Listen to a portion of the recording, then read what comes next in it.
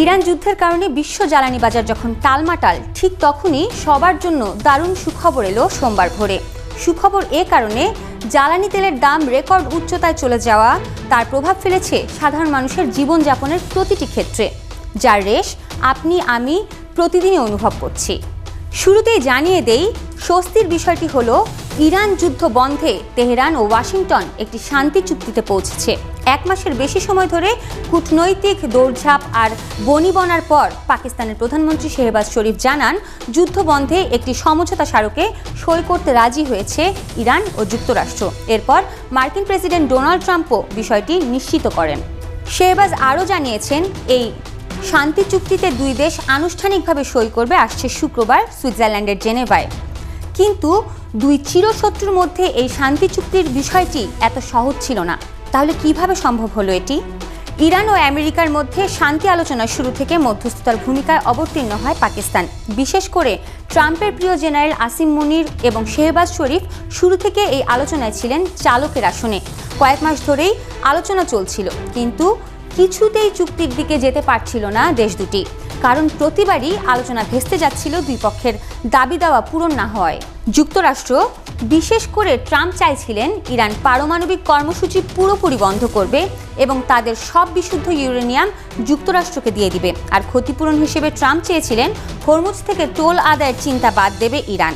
এছাড়া চুক্তি না হওয়া পর্যন্ত মার্কিন অবরোধ হরমুজে অব্যাহত রাখার বিষয়টিও ছিল একটি বড় বাধা। অন্যদিকে ইরানের দাবি ছিল তারা পারমাণবিক কর্মসূচি কোনোভাবেই প্রত্যাহার করবে না। যুক্তরাষ্ট্রকে ইউরেনিয়াম দেওয়ার তো প্রশ্নই আসে না। হরমুজের নিয়ন্ত্রণ নিজেদের কাছেই রাখবে এবং যুক্তরাষ্ট্র অবরোধ তুলে না নিলে কোনো চুক্তিও করবে না। এর বাইরে লেবাননে যদি ইসরায়েল হামলা চালায় তাহলে চুক্তিতে যাবে না বলে সোজা জানিয়ে দিয়েছিল তেহরান। এখানেই ছিল বিপত্তি। কোনোভাবেই নেতানিয়াহুকে থামাতে পারছিলেন না ট্রাম্প। তাই বারবারই সম্ভাবনা তৈরি হলেও ভেস্তে যাচ্ছিল শান্তি চুক্তির চেষ্টা। অনেক জল ঘোলা করে অবশেষে নমনীয় হয়েছেন ট্রাম্প।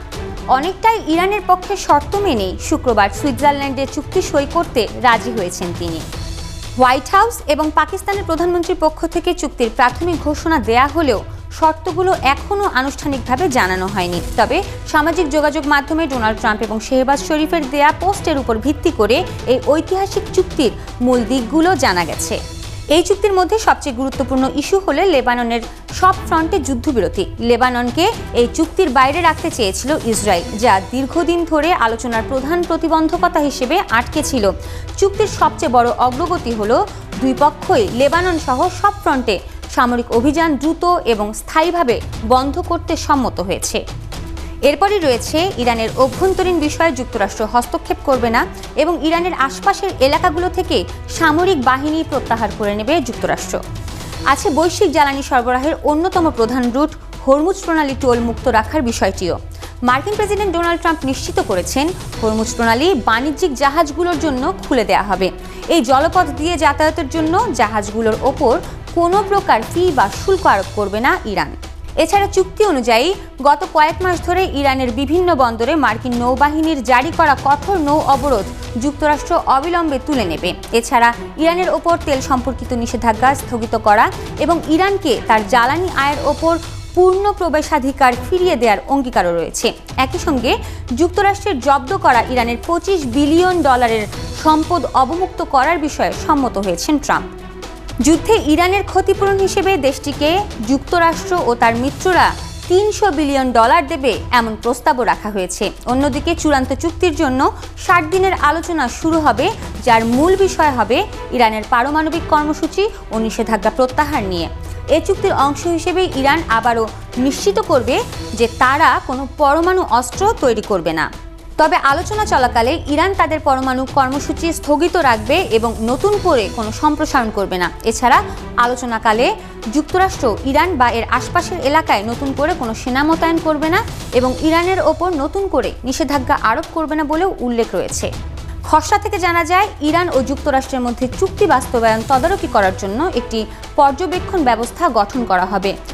চূড়ান্ত চুক্তির জন্য জাতিসংঘ নিরাপত্তা পরিষদের অনুমোদন বা সমর্থন নেওয়া হবে। এছাড়া 14 দফার সবশেষ যে পয়েন্টটি জানা গেছে তা হলো ইরানের ক্ষেপণাস্ত্র কর্মসূচি এবং আঞ্চলিক মিত্র ও সহযোগী গোষ্ঠীগুলোর প্রতি ইরানের সমর্থনের বিষয়টি আলোচনার বাইরে রাখা হবে।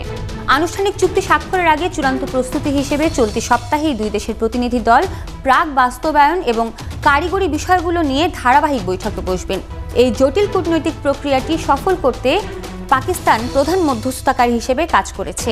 একই সঙ্গে এই শান্তি চুক্তিতে গুরুত্বপূর্ণ অবদান রাখায় কাতার, সৌদি আরব ও তুরস্কের প্রতি বিশেষ কৃতজ্ঞতা প্রকাশ করা হয়েছে। এদিকে ইরান তাদের পারমাণবিক কর্মসূচি সীমিত করলে এবং অস্ত্র তৈরি করবে না এমন নিশ্চয়তা দিলে দেশটির ওপর থেকে নিষেধাজ্ঞা তুলে নেওয়ার ঘোষণা দিয়েছে যুক্তরাজ্য, ফ্রান্স, জার্মানি ও ইতালির রাষ্ট্রপ্রধানরা। অন্যদিকে যুক্তরাষ্ট্রের সঙ্গে ইরানের চুক্তি নিয়ে ইসরায়েলের প্রধানমন্ত্রী বেনিয়ামিন নেতানিয়াহুকে কটাক্ষ করেছেন প্রেসিডেন্ট ডোনাল্ড ট্রাম্প।